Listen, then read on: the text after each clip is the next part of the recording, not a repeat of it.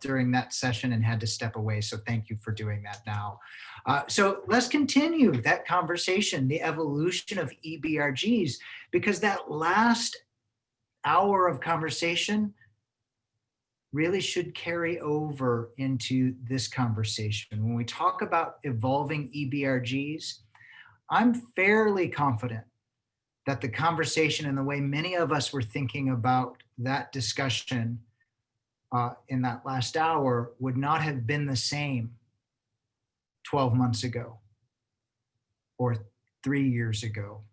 And I really think this power of evolution and how do we continue to evolve and do and be better is something, a bit of a mantra that we can take on as part of this movement. So I'm going to set some context from our view. As you heard in the previous session, if you were a part of that, we work globally with organizations on their diversity, equity, and inclusion efforts. And EBRGs are almost always a key lever in creating change in organizations. And for me, as a practitioner in this space, one of the most exciting levers, because it's really where the rubber meets the road and action happens closest to the employee population.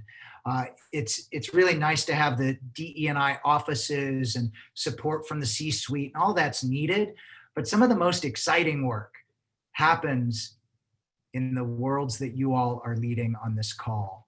So I'm going to set some context. We'll go over a bit of construct about the evolution that we're seeing in the field of EBRGs. And then we're going to put you through some breakout discussions. So for those of you who may be used to coming to a Zoom like this and kind of passively listening, I'm giving you warning now that about halfway through the program, you're going to go into breakout rooms. And guess what? We're going to give you an opportunity to network and talk with one another. And as Jeremy just said, please do not be afraid of the breakout room. It'll be okay. We'll try to make sure that that works as seamlessly for you as possible. But we really think is an important part of these chamber events that not only do you hear from a few voices, we hear from all of our voices and network together. So let's set some context. Our objectives for the time we've got is quick review of the need for different EBRG leadership in these challenging times. Given the reality of 2020, which appears to be, the gift that keeps on giving here, how do we continue to adjust how we're leading our EBRGs, and how can we be allies to others? We're going to explore some of the common challenges and best practices from each of you, because you've got great stories to share. And we're hopefully going to give you time by the time you walk out of this session to use some of the knowledge that you've gained throughout the whole day as members or participants in this roundtable, walking out with some actions that will help you when you return in your formal role. So that's what we're here to do. So there's me, that's what we do. That's for those of you who wonder what it looks like under the COVID beard, there's that image. But let's talk about our identity. And this came up on the last call, and I think this is just apt. I want everybody in your own mind to think about your response to this. We meet for the first time and we're introducing one another to one another. And how would you fill in this statement? Well, I am a, but I'm also a, and a. The layers of our identity. And I ask you just to keep that in mind as we think about a continued conversation around intersectionality. This is just this notion that all of us are made up of more than one thing. It just felt like a really good backdrop to think about. So you don't have to share that out loud or in chat, but just kind of keep that in mind. How do you identify? And what's the order of your identity? And how might that impact how you experience the world around you and how you lead your EBRG? So let's talk about the urgency around this topic right now. So what we've known, and here's a slide that has some detail on it. I know there's a lot of words, but this is a model we use at inQuest. and had been using well before COVID and the murder of George Floyd um, in 2020. But when we think about goals and objectives, we often look for EBRGs to provide work and support in these three common areas. Yes, make a business impact. So how are you focused on linking to business and operations? You see some sub-bullets. How are we focused on employee development? Not just some employees, as came up in the last discussion, but even how are we expanding that pool? So those initiatives that benefit our members and drive employee engagement. And then our outreach. What's our involvement and connection with the communities that our businesses are a part of? So community-focused initiatives. Those have been the three kind of big pillars or the legs of the EBRG stool that many of us have probably strategic plans around and think about getting budget approval for. So nothing necessarily new there. But here's what we're seeing right now in these times of change. That when we think about the progression of EBRGs, we have been pushing collectively EBRGs to move up to these level 4 criteria that you see here. This focus on stakeholders, so organized to drive strategic outcomes for members, organizations, and community. And you may have felt that push from your D&I office. You may have felt that push from consultants like us at inQuest, but this drive to say, listen, we need you to be strategic. We need you to be linked deeply to the business. We need to be able to show those ROIs. We stand firmly behind that progression and the need for it. But we would be naive if we did not step back and say, wait, the events of 2020 may help us reframe or rethink this progression. So what do I mean by that? When we're in crisis leadership, which I believe we are right now, if you are a EBRG leader, you are leading in a time of crisis. You're leading in a time of uncertainty, not only a host of pandemics, a global health pandemic, a pandemic of racial and social injustice, a pandemic of financial uncertainty. This is and I don't want to sound an alarm, if you will, but I hope this doesn't shock anyone. Our view is that we're in and we should be operating in crisis leadership mode. As a result, if you are only focused on level 4 activities of your BRG, we would argue that you are missing key opportunities, because crisis leadership would require and would tell us all 4 of these levels are something we need to pay attention to.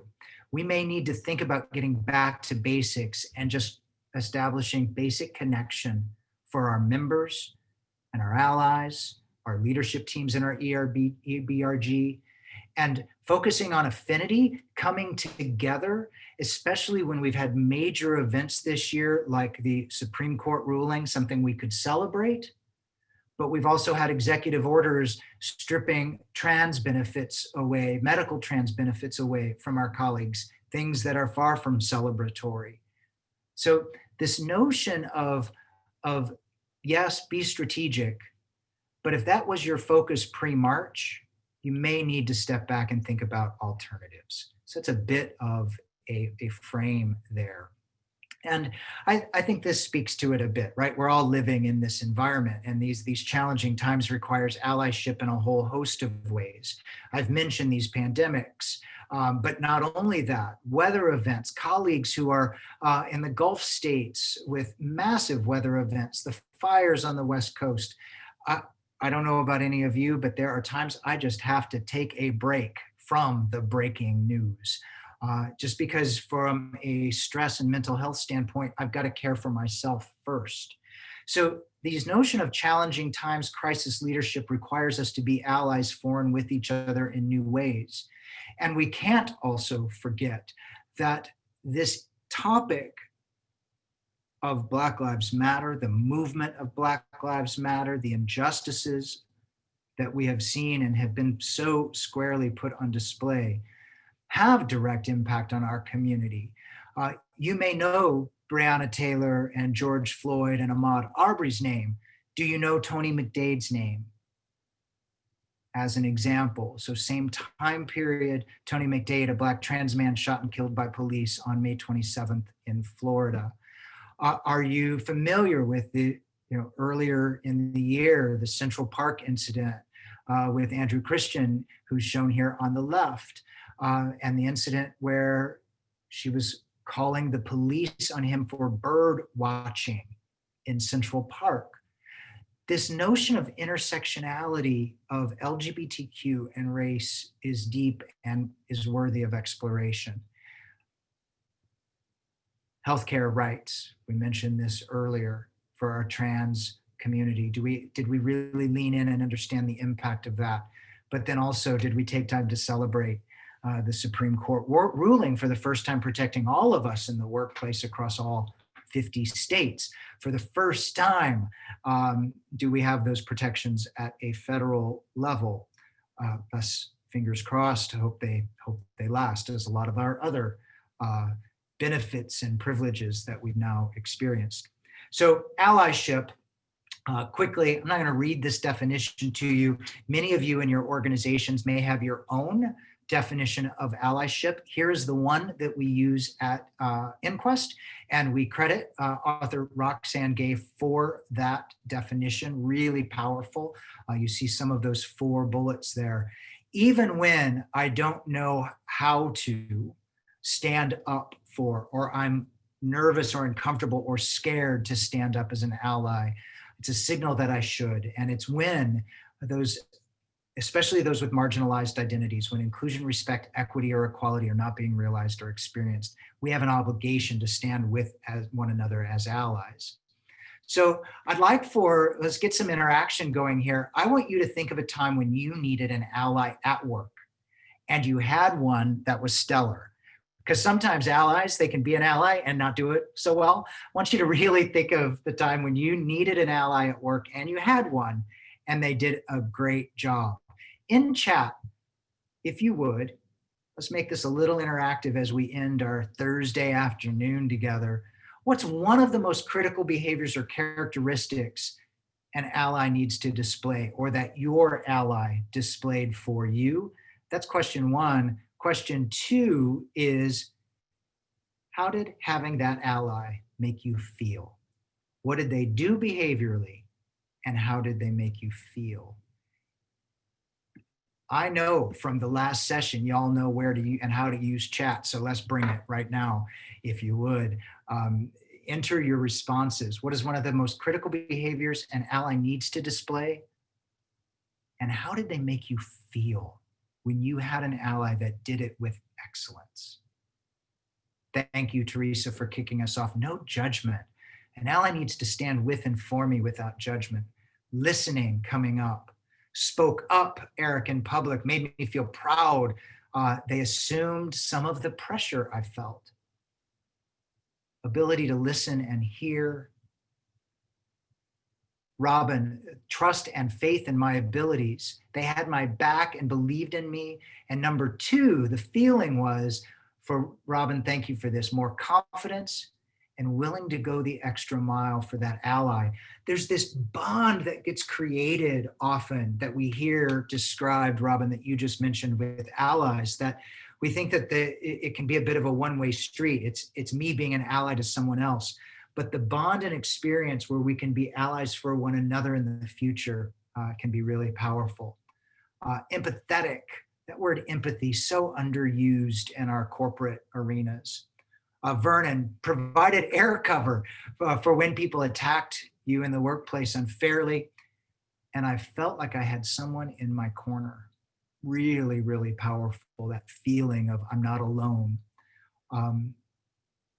So thank you for this. Full disclosure, I'm an ally with a disability recognized by the federal government. That is not obvious. So this is fantastic to even self-disclose, the importance of self-disclosure and claiming our identities. Thank you, Teresa, for that. So lots of great input here. Alyssa, I see you. Availability. So the ally was available. They stood by and for me when I needed them. And then I felt reassured, felt reassured. So I just want to remind us that this notion of allyship isn't some mysterious cognitive academic consultant framed conversation. There are real behaviors that are associated with allyship, and they generate powerful depth of feeling when they happen well. So I just encourage us, as we're thinking about, as members of the LGBTQ plus community, as many of us on this call are, that we think about the power when people have stood by and for us. I want to challenge all of us. How are we standing for and with others, particularly those cross other dimensions of difference that we may not share, what we may not share. So, I'm seeing another comment here. Thank you for the clarification. The simple act of giving you their number, saying you can always talk to me, let me know if you need anything. So they're available, and accessible is the word that is coming to mind for me, Alyssa, in that. They're accessible to me when I need them. And because I don't always know, I can't schedule all that when I need an ally. So thank you for that. Here's a model we use at inQuest. You're welcome to take a screen grab of this if you find it at all helpful. What we encourage folks to do, if you're trying to be a better ally, is think about these 4 actions. They're all action-oriented, even though there's the last one that says act. What are the inviting behaviors that you're demonstrating? How are you inviting yourself into circumstances that maybe make you a little uncomfortable, where you may be the only fill in the blank in a room? How are you inviting others and demonstrating that welcoming environment? So having access to difference and the availability to explore some of these tough allyship conversations. How are you connecting with them? This is where empathy comes into play. Connecting with the individuals on a human-to-human level, even when you may be disconnected from the experience they're having. Bernadette on the last session said, I can never know what it's like. I don't have the lived experience as a person of color. I cannot connect maybe to those exact experiences, but I connect with the person who's having them. And I can better understand through listening and empathy. And then once I do that, once I've invited, I have access, and I connect in this way from an ally standpoint, I then need to consider the varying ideas, alternative perspectives, points of view that they're bringing, while taking into account and considering my privilege, my different experiences and perspectives, and the systems of power and authority, the hierarchy, especially in our organizations, that may be influencing how I'm doing that or thinking about that. And then finally, once I do those 3 pre-actions, if you will, I then am better equipped to know how to acknowledge, support, promote, sponsor, take a stand, and build bridges. That the big actions that you think of when we often think of allyship. And the thing that I'd just want to share with you here, a lot of times people think, oh, as an ally, I need to jump straight to the taking a stand and building a bridge. And for many of us, that's a big leap, because we've not invested in some of the things before. Now, sometimes that's needed. Sometimes there's something that's happening in the workplace or an ally, and they need us in the moment, and we don't have time to do anything, all these other things like invite, connect, consider. We need to stand by and with. I'm talking more about those allies in the workplace who may need us to help uplift, promote, support, encourage on a more day-to-day basis. Taking a stand and building bridges comes easier when we've done the other 3 steps that precede it. So hopefully that's a helpful kind of frame and model for you. And when we talk about EBRGs and the evolution of them, I can tell you every client organization that we're consulting with now that has an EBRG structure, we are encouraging that they double down on the cross-coordination, collaboration, and allyship between EBRGs. When we talk about evolution, no longer is it enough for us to just solely focus on our LGBTQ plus EBRG. Because when we partner across groups and share and support resources and support one another, all of our groups are lifted as a result. And I think for many in the LGBTQ community, and this is my personal bias, I want to try to be clear and name this. I think we've been wonderful recipients of allyship. I think, and this is me, Scott Hoesman speaking, I think we as a community can do and ought to do and are called to do a better job being allies to other members of marginalized groups. So with that, what I'd like for you to do, we're getting ready to go into a first breakout. And so Jeremy, there's 28 participants here in the list. So Jeremy's gonna help us with this tech. I'm gonna ask this question though, because this can be a little problematic sometimes on Zoom.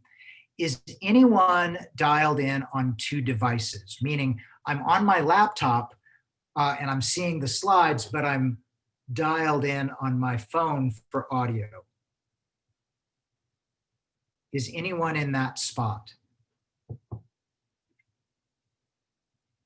Okay, I'm not seeing or hearing any, oh, so Manish is, so Manish, all right, so Manish is, oh, but I connected audio and video. Okay, that's fine, that's fine. Audio and video, as long as it's the same connection, we'll send you to the right place. Let me explain what you're getting ready to do. Here are your instructions when you go into your breakout rooms. This is an opportunity for you to network quickly. Name, company, what's your role? Whoops, sorry, I didn't mean for that to go. Where did that go? Well, experienced the Zoom breakout kind of yanking back to the main room, whether you are mid-sentence or not. Welcome to that wonderfully inclusive technology. Hopefully the 60-second countdown clock gave you some indication what was going to happen. But so welcome back. What we want to do is just quickly hear from each of the 5 groups based on your spokesperson, because remember that was your last instruction.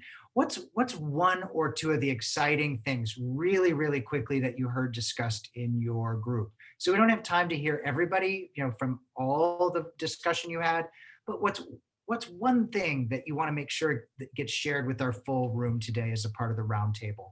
Let's start with breakout room 1, Angie, Colin, Eric, and Eric. Yeah, that's me.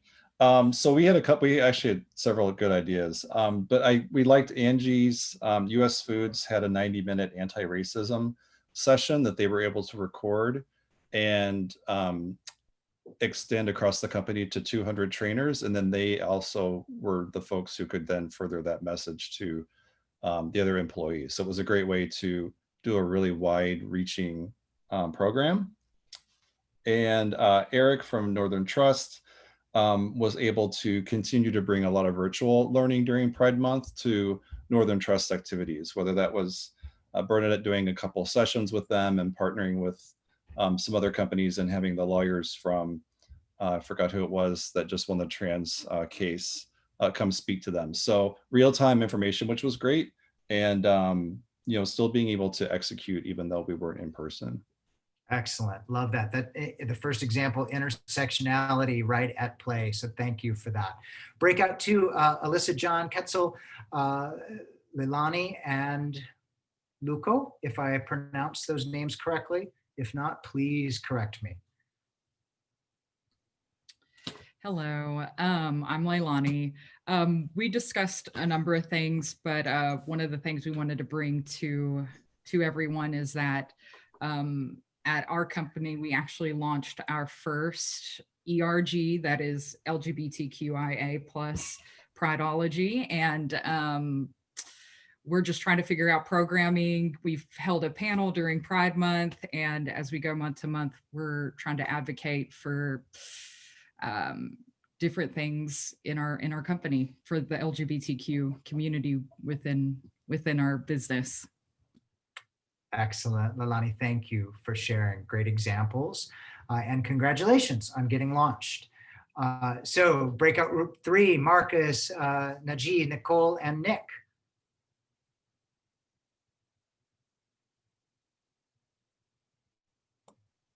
Sorry, I was on mute.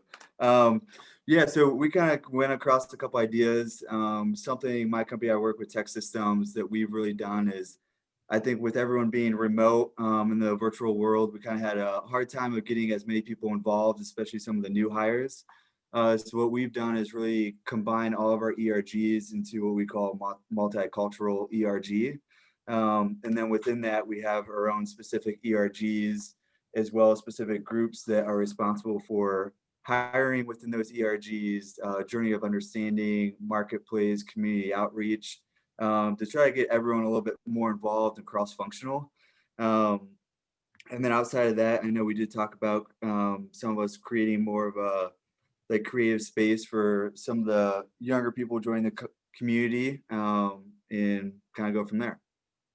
Excellent. Love that. Thank you so much. And then let's go to breakout number, go back there. I lost that screen. Breakout number 4, Paul, Spencer, Timo, and Teresa. Yeah, so our group, we talked about a couple different things, but since we're narrowing it down to one, I think I'll bring up the one that two of us actually brought up, which is something we've done at Aon this year. Is we've tried to really expand our BRG to be more inclusive. You know, just like we talked about North Halstead changing its name. So one thing that we did this year that we haven't done in the past is we're actually hosting a Trans Remembrance Day to put a little more focus and awareness into the trans community, as well as you know, to your typical gay, lesbian, bisexual, all the other stuff that we normally hear about. And that was something that that someone else brought up as well, that their team had actually flown the flag for that as well. So figured just expand the breadth of the BRG to be a little more inclusive. Love it. Love it. Love that theme that we're hearing. So thank you for that, team 4. Breakout 5, Robin, Vanessa, Vern, and Victoria. Hi, everyone. So we had quite a few ideas. We were actually cut a little short, so we didn't get to touch on everything, but we have a lot to share. Victoria, just kind of like all of us have had to do this year, don't mind my dog in the back, has been able to really adapt and still was able to host a Pride Month, albeit virtual, and really had a just incredible speaker event via webinar. Vern, who is only 6 weeks into his role, I believe, really has been able to do wonders within his organization and has partnered between the Pride Network as well as the Employee Assistance Program. And they've really taken a particular focus on the mental health resources that are available to their employees. And they've also, in light of obviously the George Floyd, the events triggered by obviously George Floyd and then everything thereafter, they've just continued to really make sure that they're having those difficult conversations throughout the organization. Robin also has something that I'm really looking forward to seeing it's kind of it further throughout her organization. They have done something where employees can, it's a like kind of self-ID. And so it's the organization's intention to be able to offer further support and promotion and development, particularly for LGBTQ employees, as they have in years past for people of color. And then for me, our BRG, we launched something in early April or mid-April called Happenstance, which is where we will take our members of our multicultural network BRG, and we will randomly partner them with one another, and they are given, basically however much time they allot themselves, whether it's through Zoom or over phone, and they can use prompts that we give them for conversation starters if needed. But it's basically a way for individuals to connect with one another and talk about personal goings-ons or things within the company as they relate to diversity and inclusion, things that are going on in the world, in our cities, states, whatever it might be. But they've led to a lot of really great connections and relationships that have been built that can further career development, that just have been great resources and support for everyone throughout all of this. some great examples from Team 5 and the connections with one another. So, you know, I hope that there's some value that you got out of connecting with one another and the chance to talk. Sometimes we do these roundtable or these events and we don't have time to connect even virtually. And part of the power and the value that the Chamber brings to all of us is this opportunity, even in this virtual environment, to connect with one another and hear the things we're proud of. So thank you for sharing. I wanted to stay in those rooms longer and eavesdrop on some of those great ideas that you all were sharing. So let's think about, give you a couple tips and pointers. And as we start winding down this segment, I really want to begin though, having you, oh, is that going to advance too? I thought I deleted that. Have you think through what actions you might take. So you've invested this afternoon. Hopefully you've gotten some great ideas, some thoughts, could have been from somebody else, or it could have been something that's prompted, was an idea that you have that was prompted by someone else or something you heard. We want to make sure that with the investment of your afternoon today, that you take a moment to lock in your actions. Because we can go to these sessions and get motivated and hear some great ideas. But for many of us, if you're like what I hear, we're busy when you go back to work, and implementing those actions can be really challenging. So I want you to think about in these few minutes about what are you going to do differently based on your investment of time coming here today. So that's kind of where we're going to end our time. So I'll come back to that in just a second, but be thinking about that. So I would argue that there are three kind of buckets of work that we're encouraging all of our BRGs leadership teams to focus on. And it's in these three categories you see on the screen.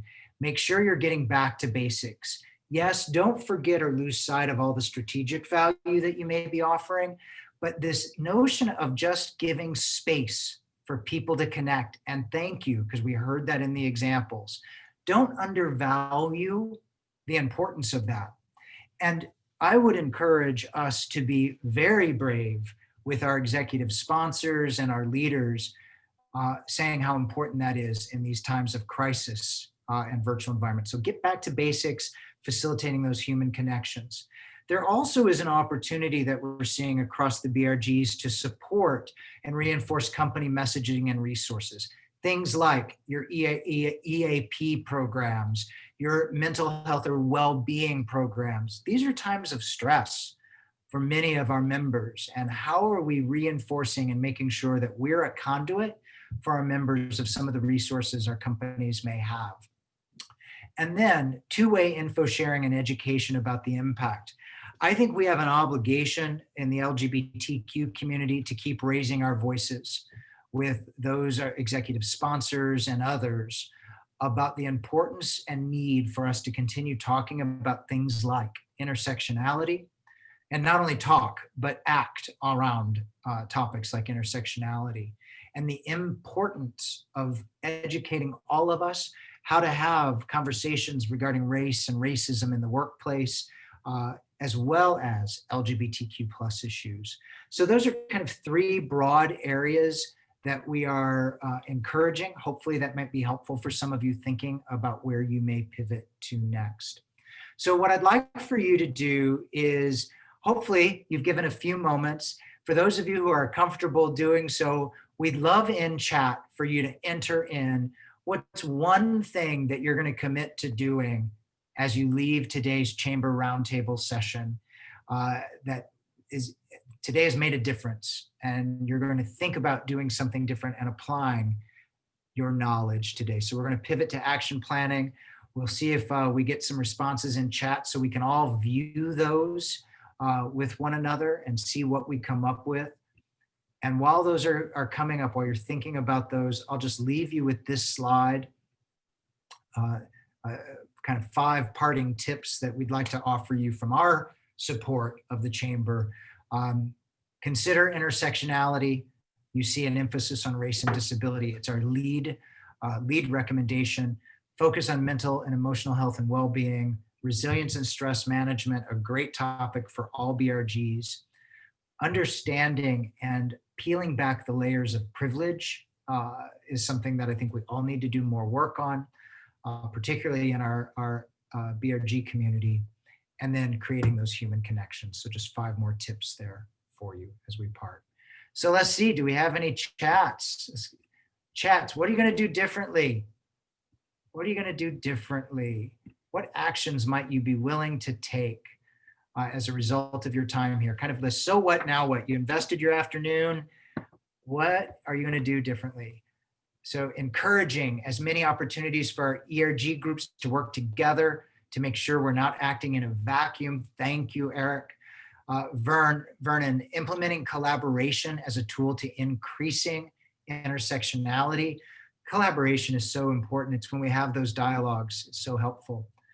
My commitment is to just be relentless when trying to push these missions forward and facing challenges. Thank you for that, Alyssa. Spencer, as a result of what I've heard today, I plan to do an informal survey of our members to find out the reasons they did or did not attend meetings this past year.